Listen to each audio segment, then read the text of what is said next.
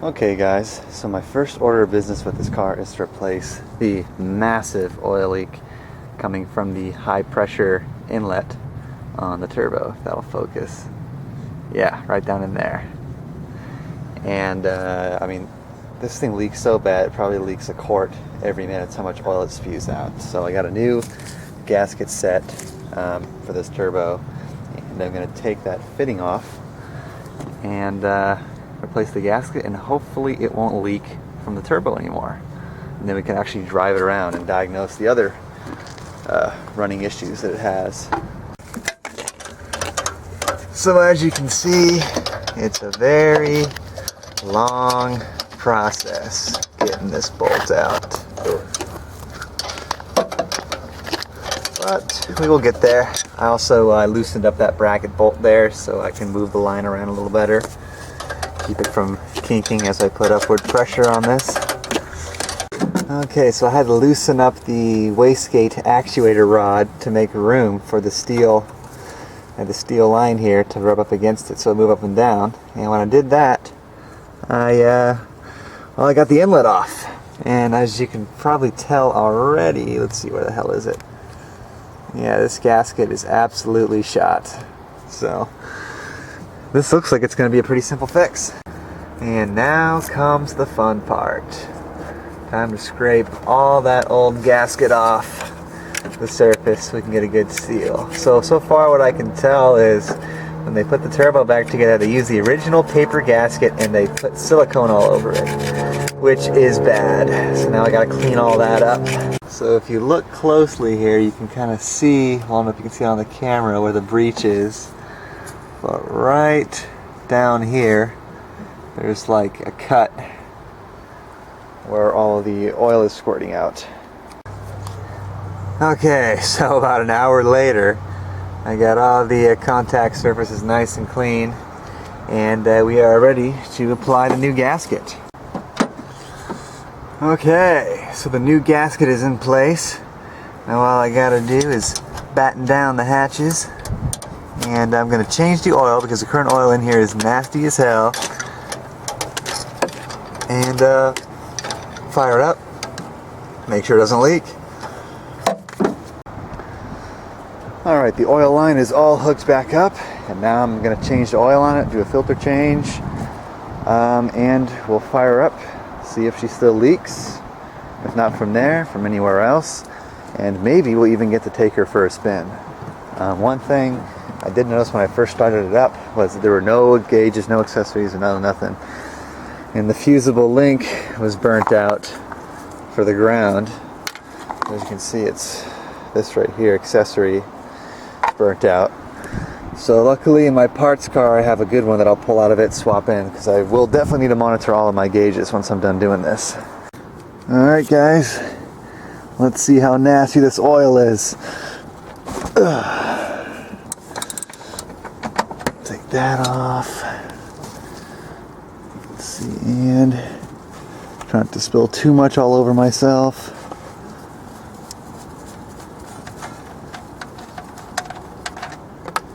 Ew. Nasty, nasty, nasty. Looks like it's mixed with ATF or some shit. So I sniffed the oil, right? And it smells like pure gasoline. Like it doesn't even smell like oil, it just smells like straight gas. So obviously what it seems to me is whatever the last time this thing was running, it was running putrid rich, and there was so much gas that it was, I guess, seeping past the rings and getting into the oil pan. 'Cause I mean, it doesn't smell like oil. I mean, I'm telling you, it smells like just pure gasoline. Alright, new oil filter is on. Now all we gotta do is top this thing up, and we should be running.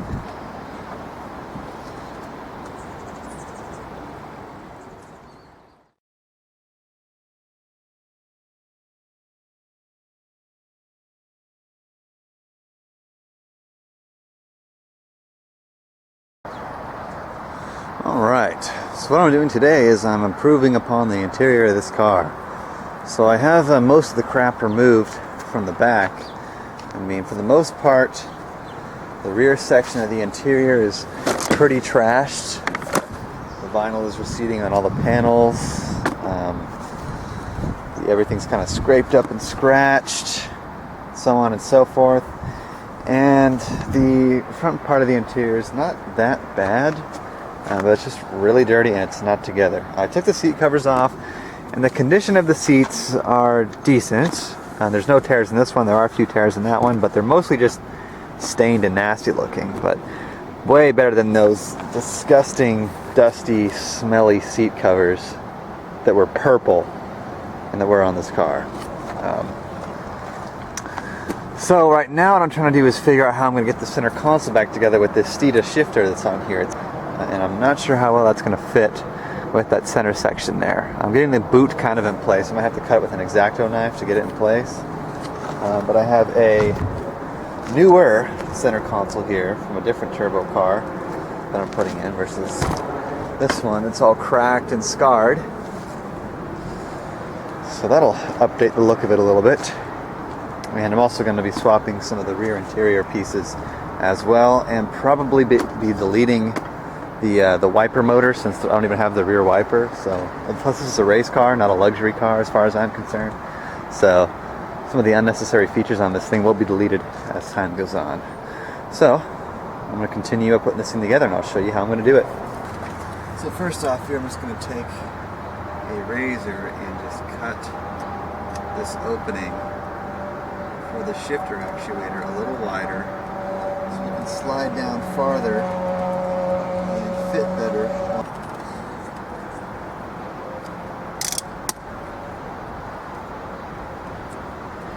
There we go. Let's just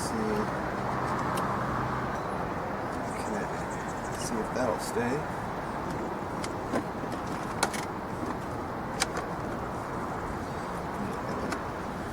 Reattach the electronic mirrors. That's sitting there pretty nicely so far.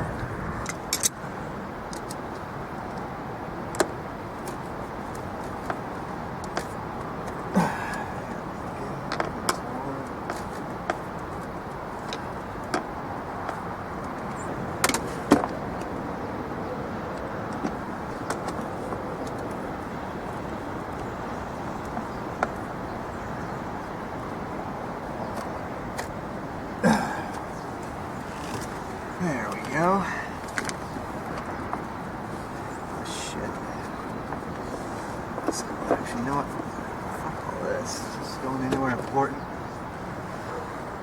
And it is not. So I'm gonna rip all of this shit out because it is useless. There's nothing back there that this is attached to. So screw all this.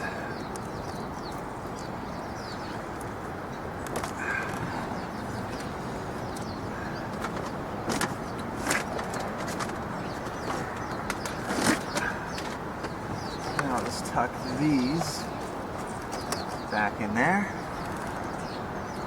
That's better. So now we got 3 screws in the center console on the bottom, which fasten it. Once we're done with this, we should be done with the center console. So I'm just going to see what threads in, because race car. Oh, if this works. Yep, that works.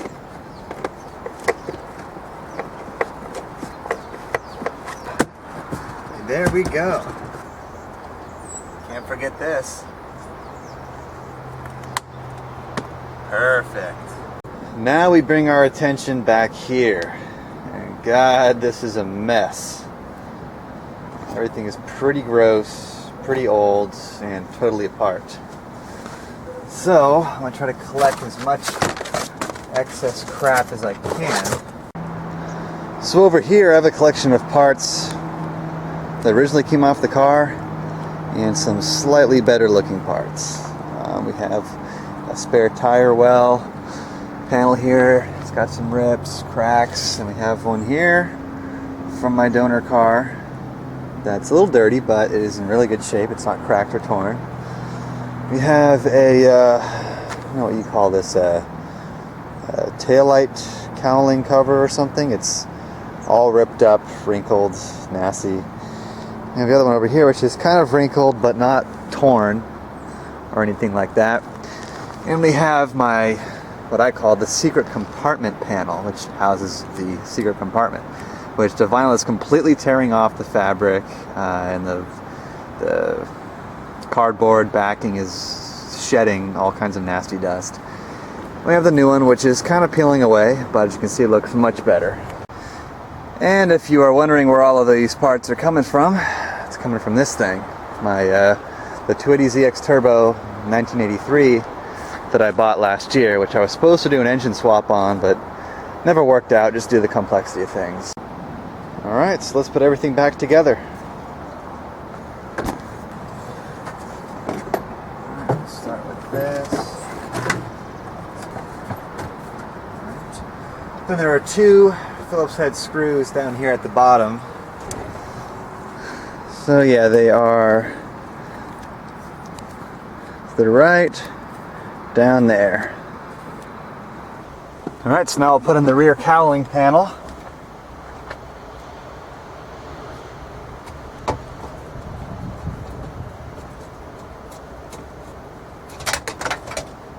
As you can see, the original one on this car is cracked in half, so I have a complete one from the donor car.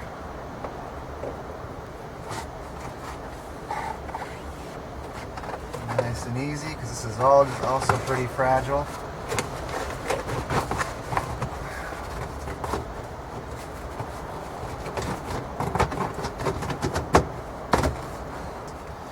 Turn to the side and they lock in.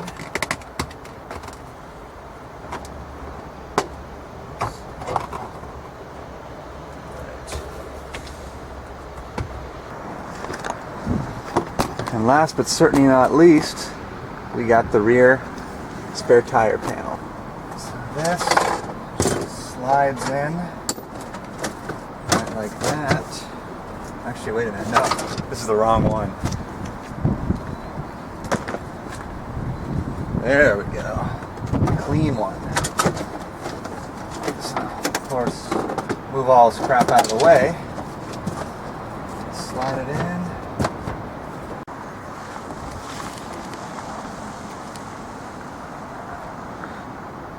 Alright, well the sun's going down now, so I'm probably going to have to postpone this, but so far I think I've made some pretty good progress. The interior is sturdy, but it's still, structurally wise, it looks much better. But yeah, so we'll continue this tomorrow. Alright guys, so it's day 2 of the interior completion of the Z.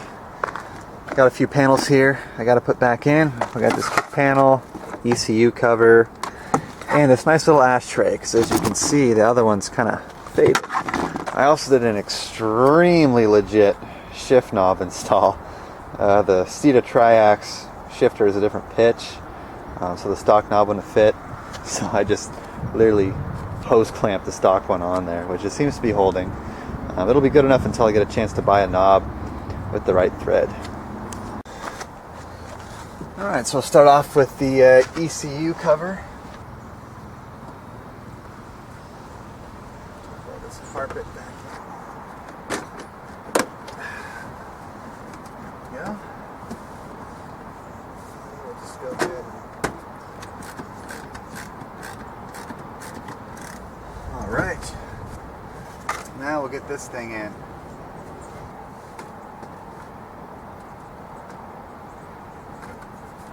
Lights up.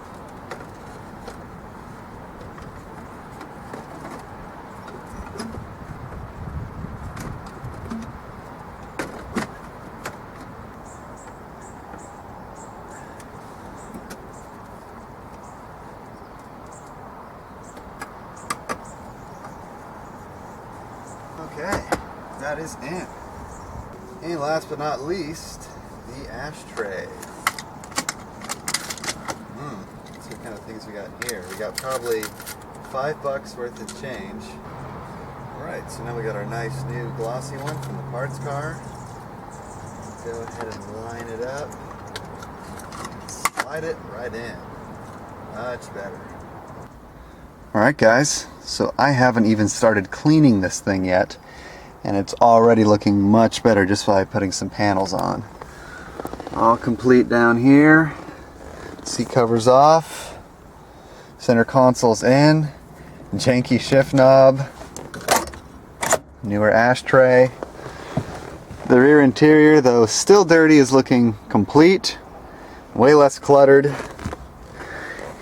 And overall, the car is starting to look like it's worth something. Well, on the inside at least. So yeah, as far as the interior goes, that'll do it for now. I might clean out the rear here and put a carpet in. I'm not sure yet, but as far as I'm concerned, it's complete and it's functional, and that's all I really need right now from a race car. So yeah, much more on this car soon, as I'm sure you guys already know. But yeah, thanks for watching, and I'll see you on the next video.